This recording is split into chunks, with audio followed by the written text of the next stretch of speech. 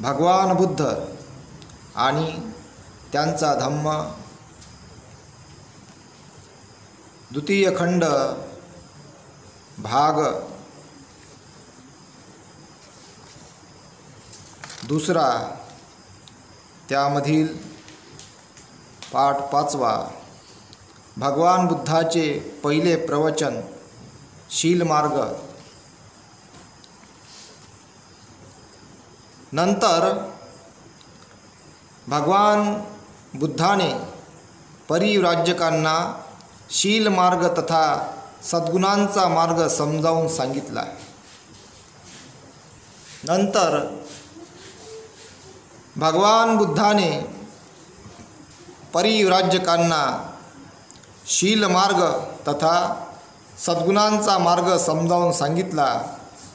त्याने त्यांना सांगितले की शील मार्ग म्हणजे पुढील गुणांचे पालन करणे होय. त्याने त्यांना सांगितले की शील मार्ग म्हणजे पुढील गुणांचे पालन करणे होय. पहिला शील, दुसरा दान, तिसरा उपेक्षा, चौथा नैष्क्रम्य, पाचवा वीर्य, सहावा शांती, सातवा सत्य, 8 अधिष्ठान, 9 करुणा आणि 10 मैत्री. या सद्गुणांचा अर्थ परिव्राजकांनी भगवान बुद्धाला विचारला. त्यांची इच्छा पूर्ण करण्यासाठी भगवान बुद्ध म्हणाले, हा पारमी आहे बरं, 10 पारमिता आहे. भगवान बुद्ध म्हणाले, शील म्हणजे नीतिमत्ता, वाईट गोष्टी न करण्याकडे आणि चांगल्या गोष्टी करण्याकडे असलेला मनाचा कल, अपराध करण्याची लाज वाटणे, शिक्षेच्या भीतीने वाईट गोष्ट करण्याचे टाळणे म्हणजे शील. शील म्हणजे पापभीरुता,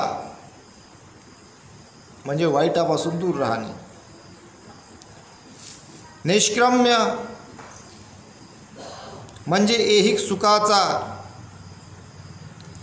सुखाचा त्याग, स्वार्थाची किंवा परतफेडीची अपेक्षा न करता दुसऱ्याच्या भल्यासाठी स्वतःची मालमत्ता, रक्त, देह अर्पण करणे. इतकेच नव्हे तर प्राणत्याग करणे म्हणजे दान होय. वीर्य म्हणजे योग्य सम्यक प्रयत्न, हाती घेतलेले काम यंकिंचितही माघार न घेता अंगी असलेल्या सर्व सामर्थ्यानिशी पूर्ण करणे म्हणजे वीर्य. शांती म्हणजे क्षमाशीलता, द्वेषाने द्वेषाला उत्तर न देणे हे याचे सार होय. कारण द्वेषाने द्वेष शमत नाही, तो फक्त क्षमाशीलतेनेच शांत होऊ शकतो.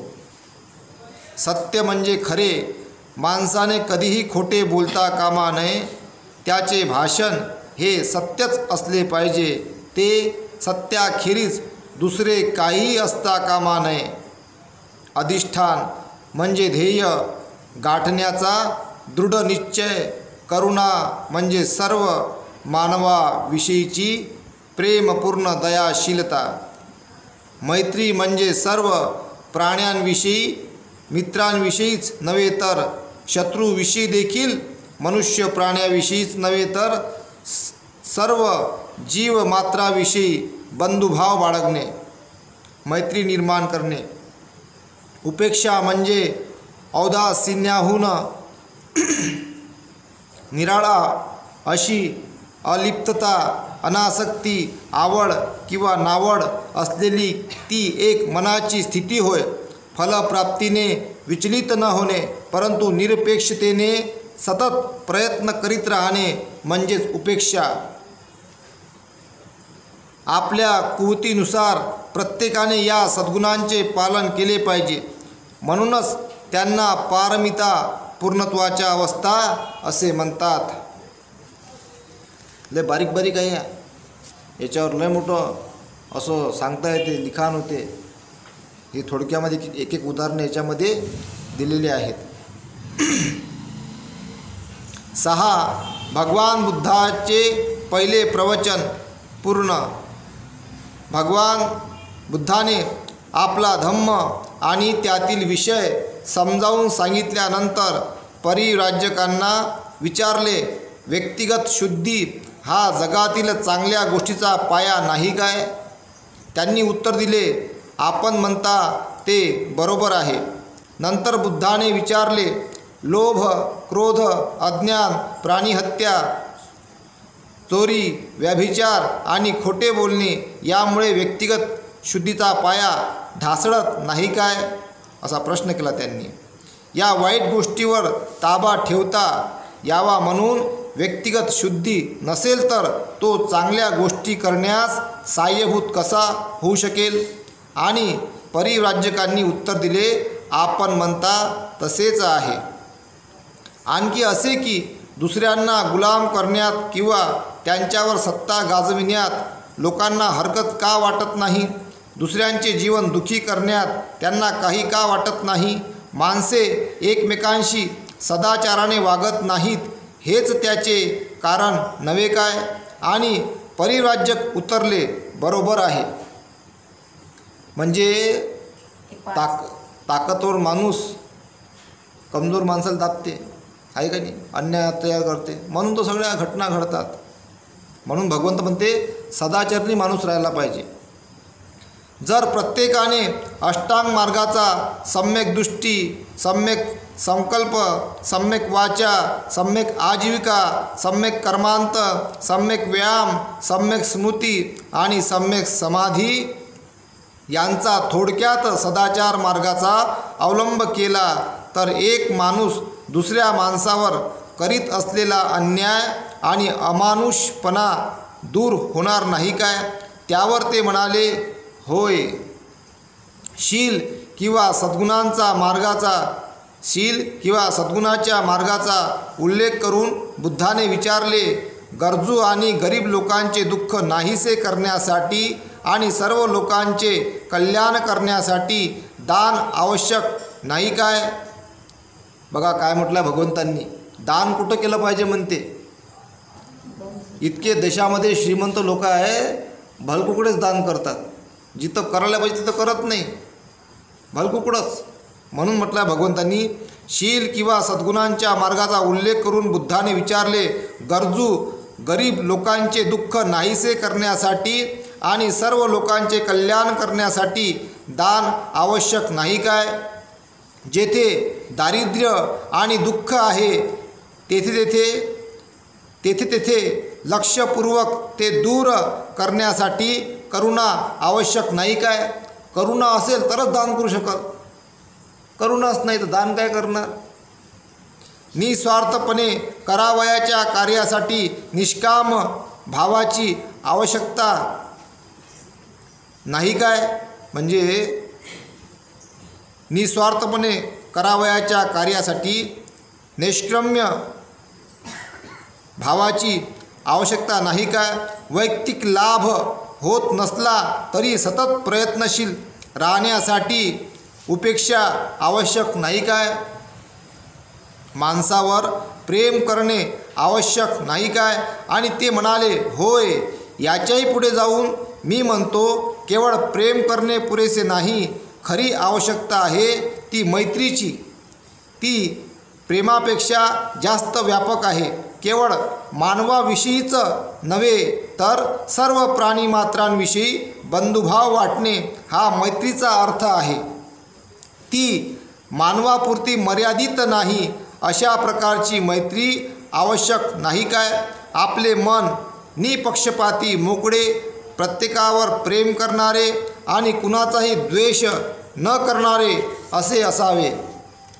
म्हणून आपण स्वतःला जो आनंद हवा असतो तोच आनंद सर्व प्राणीमात्रांना मैत्रीखेरीज यापेक्षा दुसऱ्या कशाने मिळू शकेल?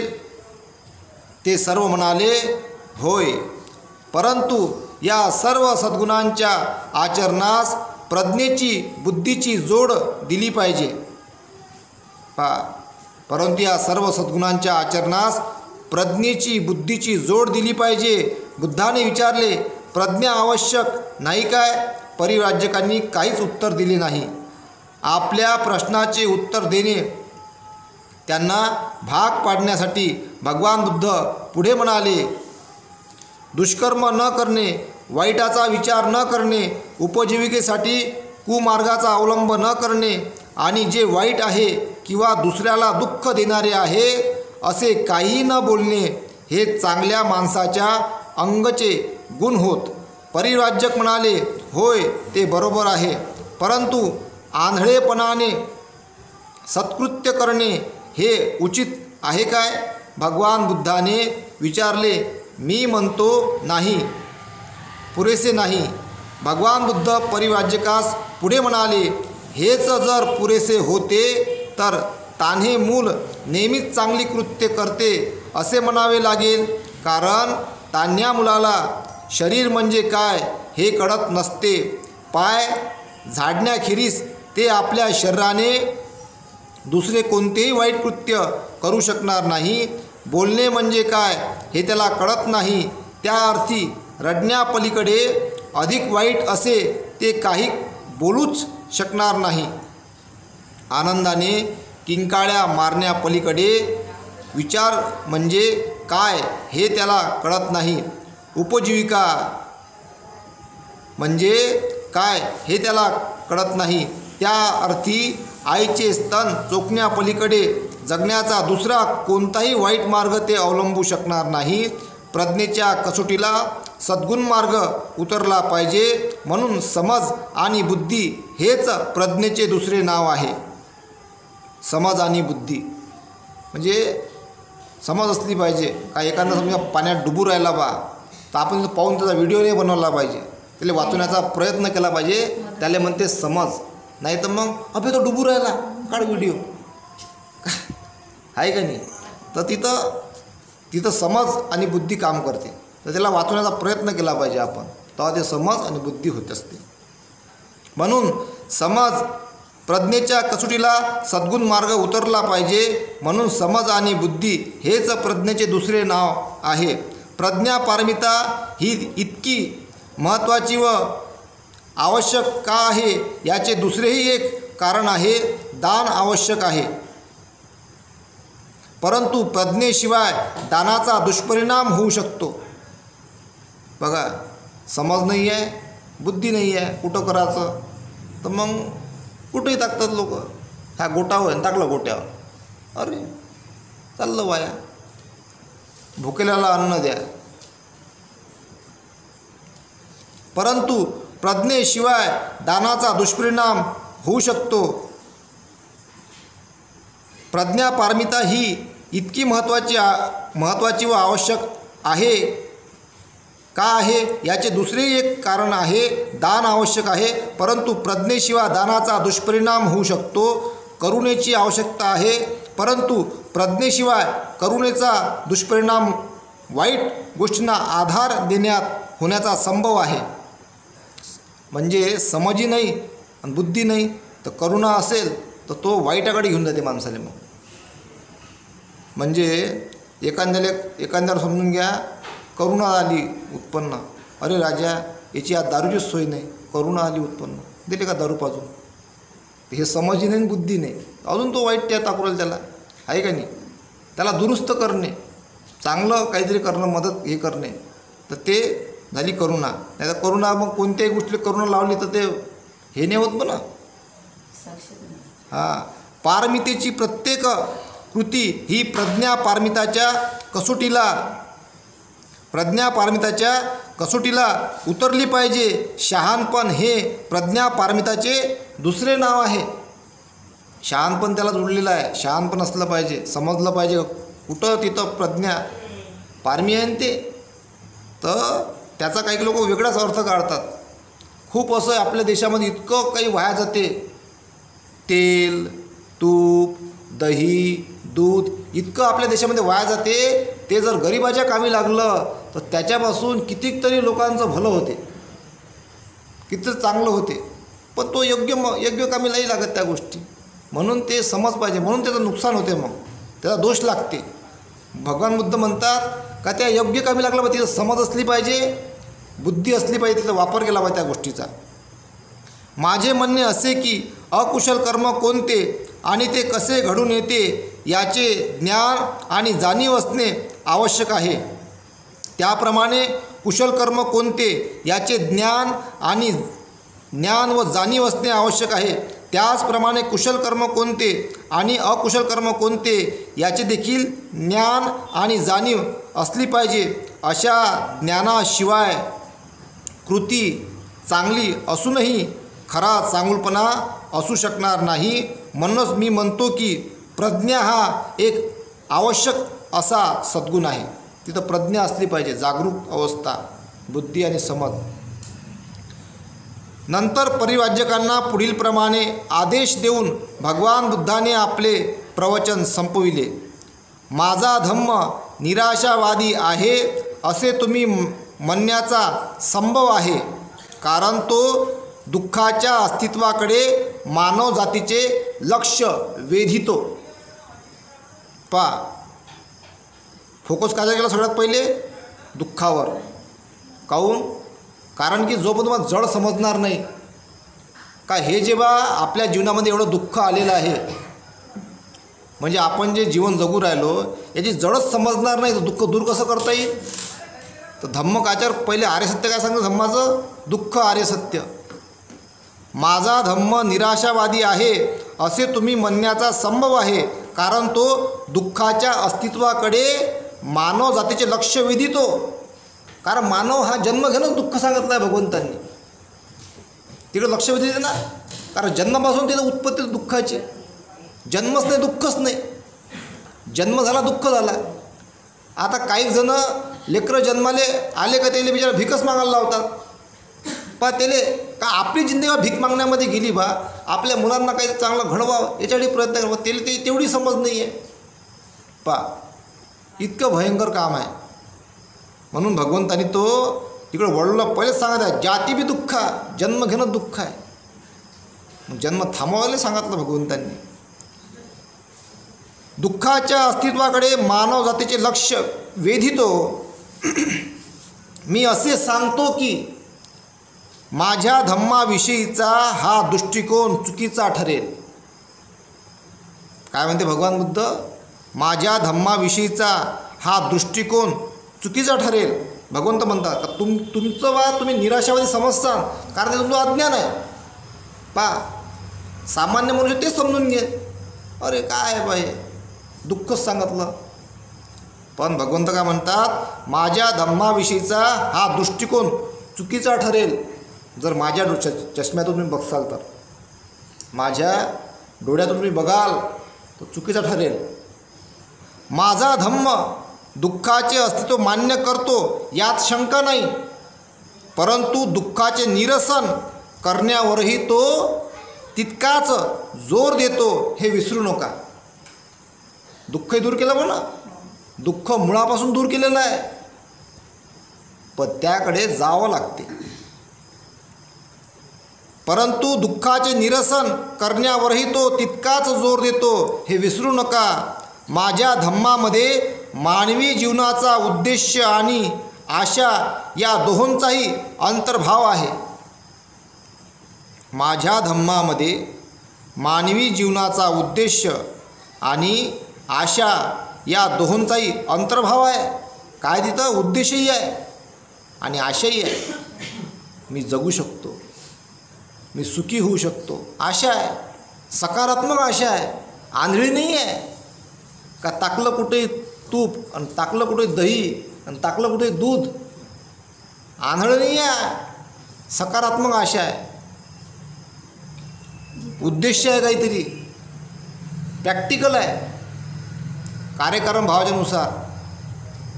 माझ्या धम्मामध्ये मानवी जीवनाचा उद्देश आणि आशा या दोहोंचाही अंतर्भाव आहे.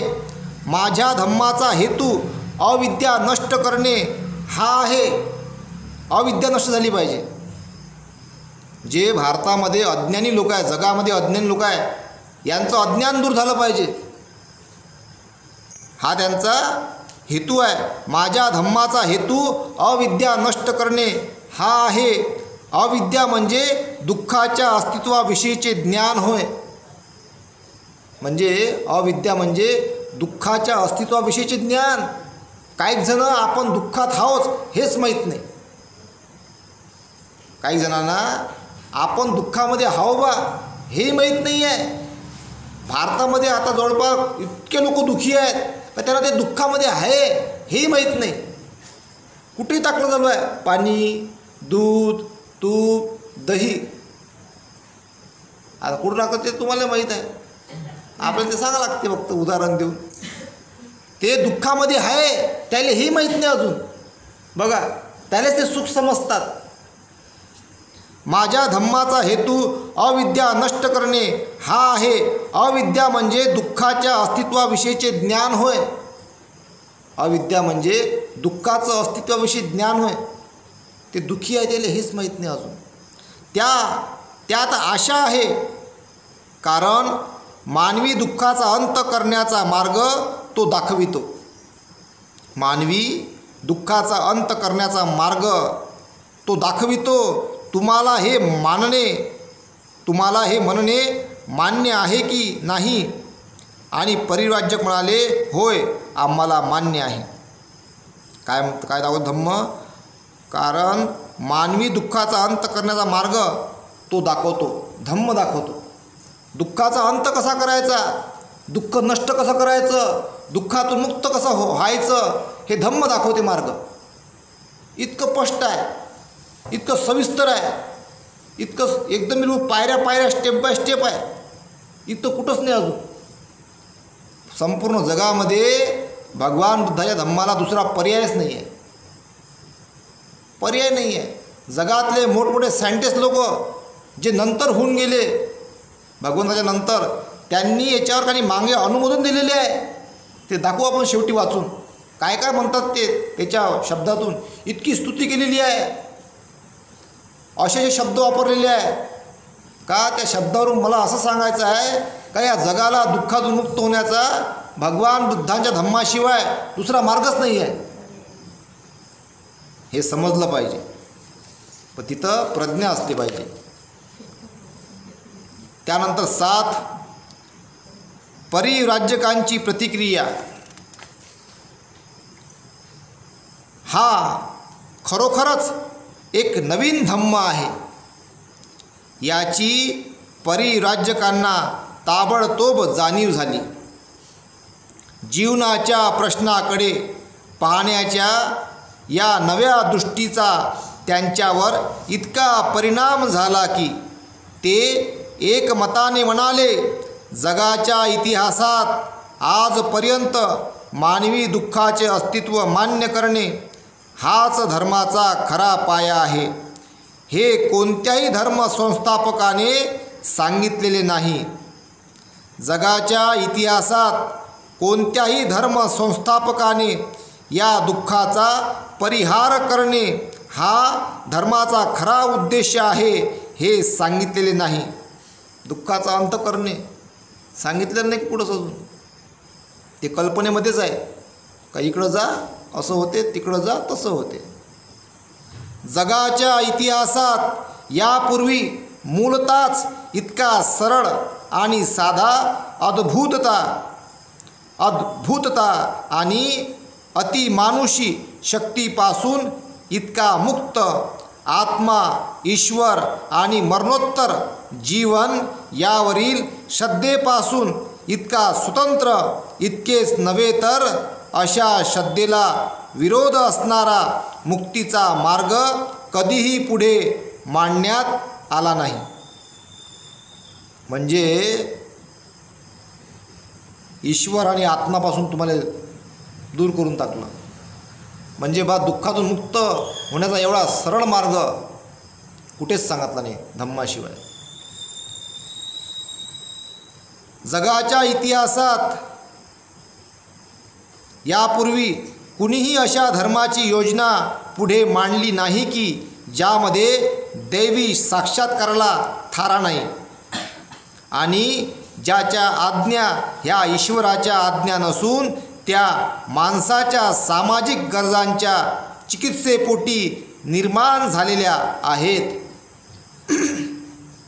म्हणजे माणसाच्या गरजा काय आहे आणि त्या पूर्ण कशा होतील, दुःख काय आहे आणि ते दूर कसं होईल, हा मार्ग धम्म सांगते. जगाच्या इतिहासात मोक्ष हे असे सुखाचे वरदान आहे की जे माणसाने स्वयंप्रयत्नाने व सदाचाराने वागून याच जन्मात आणि याच पृथ्वी तलावर राहून प्राप्त करावयाचे असते. हा मोक्षाचा अर्थ यापूर्वी कुणीही सांगितला नाही. बघा, मोक्ष म्हणतात ना, मुझे मोक्ष प्राप्त करना है. भगवंत काय म्हणतात, तुम्ही जिवंतपणातच मोक्ष प्राप्त करू शकता, मेल्यावर नाही, जिवंतपणात याच जन्मात. भगवान बुद्धाच्या नव्या धम्माचे प्रवचन ऐकल्यावर परिव्राजकांनी भगवान बुद्धाच्या नव्या धम्माचे प्रवचन ऐकल्यावर परिव्राजकांनी अशा भावना व्यक्त केल्या जो अतुच्च नैतिक भावनेने प्रेरित झालेल्या आहेत. अतुच्च नैतिक भावनेने प्रेरित झालेला आहे आणि जो आपल्या काळातील बौद्धिक ज्ञानात तज्ज्ञ आहे, तो एक नव्या विचारांचा प्रणेता आहे. याच जगात, याच जीवनात आत्मविकास व आत्मसंयमन यांच्या योगाने झालेल्या आंतरिक हृदय परिवर्तनाने मुक्ती मिळू शकते. हे आपले तत्व विरोधी प्रवृत्तीची जाणीव असूनही बुद्धी पुरस्सर पुढे मांडण्याचे ज्यांच्यात धैर्य आहे, अशा भगवान बुद्धाच्या रूपाने एक समाजसुधारक लाभला आहे असे त्यांना वाटले. या पृथ्वीतलावर बा एक असा समाजसुधारक लाभला का जो आता या जगाला दुःखातून मुक्त करेल, ज्यांनी खरा मार्ग दाखवला. भगवान बुद्धाविषयी त्यांचा आदर इतका अमर्याद झाला की ते त्यास ताबडतोब शरण गेले आणि आपले शिष्य म्हणून आपला स्वीकार करावा अशी त्यांनी त्यास विनंती केली. भगवंत म्हणाले, मग एही भिक्कवे भिक्कुंनो या, हा मंत्र उच्चारून भगवान बुद्धाने त्यांना आपल्या धम्मात प्रविष्ट करून घेतले. ते पंचवर्गीय भिक्खू म्हणून पुढे ओळखले जाऊ लागले. कोणता मंत्र म्हटला भगवंतांनी? याले म्हटलाय मंत्र आहे का नाही? म्हणजे नंतर ते झालं ना कर्मकांड सोडून मंत्रतंत्र, ते वेगळंच होय. खरा मंत्र आहे एही भिक्कवे. भगवंतांनी शब्द बोलले ते मंत्र होत. भगवंत म्हणून राहिला, सामान्य माणूस म्हणून राहिला हे रे इकडं. एखादा म्हणजे सामान्य माणूस इकडे रे, त्याला काही वजन नाही आहे त्या शब्दाले. भगवंत म्हणता एही भिक्कवे भिक्कुंन या, हा मंत्र उच्चारून भगवान बुद्धाने त्यांना आपल्या धम्मात प्रविष्ट करून घेतले. ते पंचवर्गीय भिक्खू म्हणून पुढे ओळखले जाऊ लागले. बाबासाहेब जेव्हा कोणाला बोलवायचे तर ते बोधिसत्व बोलावते बा, तो शब्द कोणी नाकारू शकत नाही. तसे भगवंत इतके करुणामय, ते म्हणून राहिले एही भिक्कवे. तर तो मंत्र बनलेला आहे. भगवंताचा एकूण एक शब्द, एकूण एक गाथा, एकूण एक बोललेले शब्द हे मंत्र आहेत. आणि मंत्रानं काही सगळं दुःख दैन्य दूर होते. आलं लक्षात? मंत्र काय आहे तर हे या भगवंताची वाणी म्हणजे मंत्र आहे. आणि त्या वाणीने जो जितका बलप्राप्त व्यक्ती आहे तो त्या बलाने जर म्हणन सगळं दुःख नष्ट होऊन जाते, सुख प्राप्त होते, सकारात्मक ऊर्जा येते. जसं एखादी कार बनते, त्या कारचे विविध पार्ट असतात, विविध वस्तू असतात, त्याला एक एक वस्तू जुळते, चाकं, मशीन, बॅटरी, हे ते त्याचं अलग अलग पाईप, किती त्याला हे असते. आणि तेव्हा ते कार तयार होते, डिझाईन बनते, तेव्हा ते कार सुंदर वाटते चालवायला, त्यात बसते माणूस, तेव्हा त्याचा आनंद होतो त्याला, आहे का नाही? क्षणिक सुख आनंद तर होतेच त्याला. तसे हे जे मंत्र आहेत, ह्या गाथा आहेत, ह्या जेव्हा बोलल्या जातात तर यानं काय होते, हे एका प्रकारची काही जेव्हा ते पूर्ण तयार होते तर पूर्ण दुःख मुक्त करून टाकते. समजून राहिलं, उदाहरण दिलं मी. जशी एखादी गाडी चालवतो आपण, तर नवीन नवीन गाडीचा आनंद होते, तशी धम्माचा रथ जो आपण तो चालवतो, त्याचा जो आनंद असते तो सगळ्यात मूल्यवान असते. तर हा धम्माचा आनंद, हा रथ याच्यात बसलं पाहिजे. आपण धम्माच्या रथात बसतच नाही, आहे का नाही? तर धम्माच्या रथामध्ये बसून वावरलं पाहिजे. सदैव त्याच्यात राहून जीवन प्रवास केला पाहिजे. जोही दृष्टिकोन आपण ठेवला पाहिजे, धम्मात राहूनच ठेवला पाहिजे. जेही घटना घडतात धम्माच्या दृष्टीने त्याला काय म्हटलं गेलं ते बघितलं पाहिजे आपण. त्याचं मग निरसन कसं करायचं, त्याच्यातून बाहेर कसं निघायचं हेही शोधलं पाहिजे आपण. धम्माच्या मार्गे राहून भटकलं नाही पाहिजे. म्हणून तर म्हणतो आपण बुद्धम शरणं गच्छामि, धम्मम शरणं गच्छामि, संघम शरणं गच्छामि. तेव्हाच त्याला अर्थ आहे. नाही तर मग त्याला फक्त म्हणायचं दुसरीकडे जायचं, ते काही अर्थ नाही आहे. तुम्हाला मग गाडी आवडलीच नाही धम्माची, दुसरीच गाडी पाहू राहिली तुम्ही, आहे का नाही? कर्मकांडाची भटकलेली, कल्पनामध्ये जगणारी, म्हणजे एवढं महान त्याग करून, एवढं मोठं संशोधन करून एवढी महान गाडी तयार केली, धम्माचा रथ तयार केला. त्या रथात नाही बसू राहिले. हा रथ एवढा मोठा आहे का अख्खं जग सामावून घेते. अख्खं जग इतका मोठा धम्माचा रथ आहे. आणि आपलं अज्ञान काय आहे का आपल्याला ते समजतच नाही ना. कुठं ना कुठं कमतरता राहतेच ना. म्हणून ते समजायचा एकच भाग असते मग सगळ्यात जास्त, श्रद्धा. बस बुद्धाशिवाय दुसरीकडे श्रद्धाच नाही, धम्माशिवाय दुसरीकडे श्रद्धाच नाही, आणि संघाशिवाय दुसरीकडे श्रद्धाच नाही ठेवायची. ही गाठ बांधली पाहिजे. मग तरच ते काही मग कड्या खुलतात. आणि मग कसं होते, इतका महान डॉक्टर असताना तुम्ही जर दुसऱ्या डॉक्टरपाशी चालले तर मग कसं होणार आहे, कसं वागणार आहे? जगातला सगळ्यात मोठा डॉक्टर ज्यानं मानवी जीवनाचं दुःख दूर केलं ते आहेत तथागत भगवान गौतम बुद्ध. यांच्याशिवाय जगाला दुःखातून मुक्त करणारा दुसरा डॉक्टर जगामध्ये नाही. त्याच डॉक्टरनं सगळे डॉक्टर तयार केले आहे जगामध्ये. म्हणून बाबासाहेबांना डॉक्टर बाबासाहेब आंबेडकर म्हणतात. बाबासाहेबसुद्धा भगवान बुद्धापासूनच शिकलेले आहेत. तेच तत्त्वज्ञान आहे सेम. मग गाडगे महाराज असतील, शिवाजी महाराज असेल, त्यानंतर तुकाराम महाराज असेल, महात्मा फुले, जेवढे डॉक्टर आपल्या भारतात होऊन गेले, मग संत महापुरुष ज्यांनी समता, स्वातंत्र्य, बंधुत्व, न्यायावर काम केलेलं आहे, ते सर्व शिकले भगवान बुद्धांच्या तत्त्वज्ञानापासूनच. संत कबीर सगळेच जेवढे होऊन गेले ते आजही काम करत आहे. म्हणून जर तुम्हाला डमडोल वाटत असेल, हे जे नंतर जे संत महापुरुष होऊन गेले, तर मेन डॉक्टरकडे जायचं मग, बुद्धाकडे. तिथं तुम्हाला परफेक्ट माहिती भेटते. हे लहान लहान डॉक्टर झाले ज्यांनी आपल्या बुद्धिमत्तेप्रमाणे धम्माचा प्रचार आणि प्रसार केला. पण जर तिथेही थोडी शंका वाटली, मेन डॉक्टर भगवान बुद्धच आहे, तिकडे येऊन जायचं. संपूर्ण साहित्य धम्मामध्ये विलीन आहे. संपूर्ण धम्मच हा भगवान बुद्ध आहे. आणि मग तो आपण कुठल्या ना कुठल्या संघाच्या माध्यमातून, उपासकांचा संघ म्हणा, भिक्खूंचा संघ म्हणा, त्यांच्या माध्यमातून धम्म घ्यायचा, औषध घ्यायचं, आपलं दुःख दूर करायचं. किती सोपं आहे. आणि शेवटी हे शरीर नष्ट होणार आहे. आपण अमर नाही आहोत. अमर आहो का आपण? अमर नाही आहोत. नष्ट होणारं शरीर आहे हे शरीर. कालांतराने नष्ट होणार आहे. रोगाचं घर आहे हे शरीर. पण ह्या शरीराला धम्माच्या सानिध्यामध्ये राहून रोगमुक्त करता येते. आणि रोगमुक्त करावं लागते मनाला. मनच रोगमुक्त झालं तर सगळं कल्याण झालं, मंगल झालं. तेच तर मेन आहे. आणि ज्याला जर हे अवगत झालं, एखाद्या मनुष्याला समजून घ्यायचं, त्या सगळ्या समस्या निपटल्या.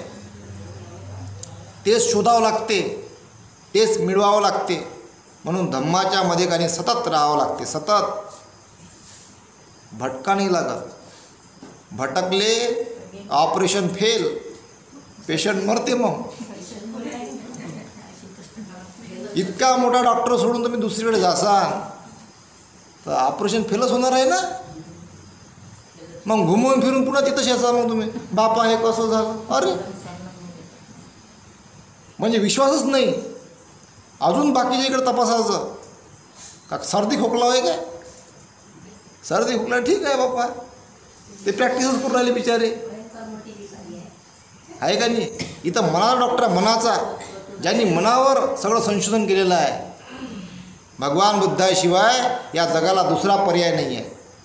म्हणून धम्म बडा बलवान, धम्म बडा बलवान. तर इथेच थांबतो. साधू साधू साधू.